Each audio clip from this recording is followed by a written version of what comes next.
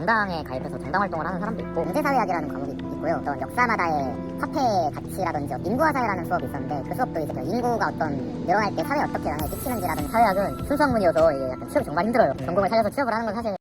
안녕하세요. 형 먼저 자기소개 좀 해줄 수 있어?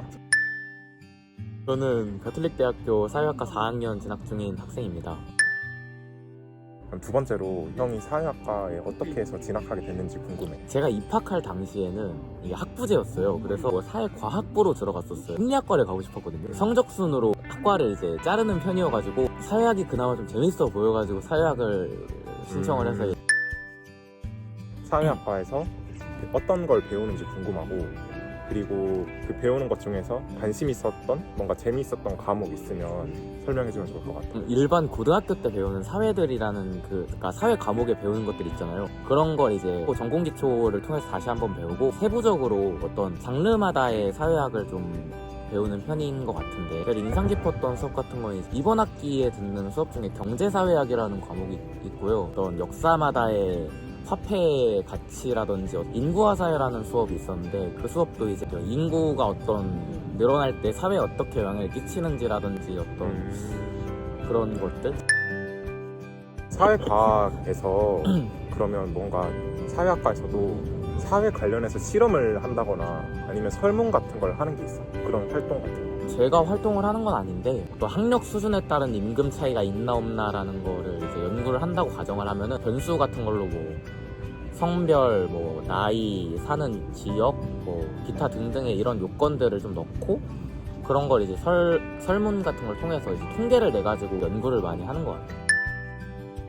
형이 그래도 사회학과잖아. 뭔가 그래도 사회 현상이나 아니면 최근 이슈 같은 거에 뭔가 관심이 있는 게 있지 않을까라고 생각을 하는데, 그런 게 있다면? 딱히 없는데, 굳이 약간 만들자면 요즘에 드는 생각이, 모든 사람들은 거의 대부분이 노동자가 된단 말이지. 우리는 어려서부터 뭔가 노동에 관련해서 교육을 받진 않는단 말이야. 우리 사회는 약간 노동에 대해서 알려준다? 그런 느낌이 없고 그냥 공부 쪽으로만 이렇게 하는 경향이 있다고 생각을 해서, 노동조합이라든지 어떤 노조 활동에 있어서 뭔가 비판적으로 들리는 경향이 있다고 생각을 하거든요. 뭐 정치색이 이럴 것 같고, 그런 관점에서 좀 안 봐도 되지 않을까라는 생각이 드는 게, 다 태어나서 모두가 노동활동을 하고, 그럼 그 노동활동하는 것에 있어서 최소한의 권리를 좀 보장을 받을 수 있어야 된다고 생각을 하는데, 그냥 공부해서 뭐 좋은 대학 가서 막 이런 느낌의 사회 분위기가 좀 너무 강한 것 같다? 수업을 하다 보면 뭔가 토론이나 팀플레이 같은 게 다른 학과보다는 그래도 많을 것 같거든? 어떤 것 같아? 토론 수업이라기보다는 글을 되게 많이 쓰거든. 그러니까 쪽글이라는 걸 되게 많이 쓰는데, 이번 주에 어떤 이론에 대해서 배웠어. 그러면은 그 이론을 이제 정리를 하고 자기 생각을 뭐 좀 작성을 하는데, 경제 발전을 했을 때 우리나라는 경제가 어떻게 발전했는지가 막 되게 여러 다양한 의견들이 있는데, 우리나라는 어떤 모델에 속하고, 아니면 우리나라는 이제 어떻게 발전을 했고, 이제 또 그런 거를 생각을 해보고, 이제 현 시대에 우리나라는 어떤지 뭐 이런 것도 자기 생각을 좀 위주로 많이 작성을 해서 글들을 많이 써가지고 제출을 많이 하는 편인데, 어떤 이론을 현 시대에 적용하는 것? 그런 걸 좀 많이 하는 것 같아요. 그리고 또 궁금한 게, 뭔가 사회학과 같으면 사회활동? 뭔가 인권활동이나 아니면 형이 말한 그 노동 관련된 활동? 이런 걸 뭔가 많이 할 것 같은데, 그런 게 어떤 게 있는지 좀 궁금해.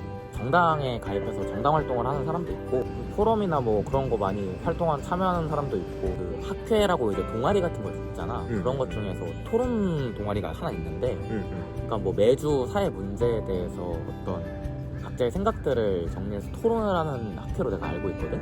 거기서도 막 노동 뭐 아니면 정치 막 이런 거에 대해서도 막 얘기하고. 그 사회에 대한 전반적인 식견을 넓힐 수 있겠구나, 확실히. 아무래도 그렇다고 생각을 하는 편이긴 해. 사회학과를 졸업하고 나면 어떤 진로가 있는지 이런 거 좀 궁금하고, 그리고 대학원 진학 같은 경우에도 좀 비중이 있는 건지 궁금해. 사회학은 순수 학문이어서 이게 약간 취업이 정말 힘들어요. 전공을 살려서 취업을 하는 건 사실 기자나 아니면 뭐 어떤 연구센터나 아니면 사회활동이라고 하는 그런 것들에도 취업을 할 수 있긴 한데, 어떤 전공을 살려서 취업을 하는 건 좀 굉장히 어려운 편이라고 생각을 하거든요. 대학원 진학은 어떻게 생각해?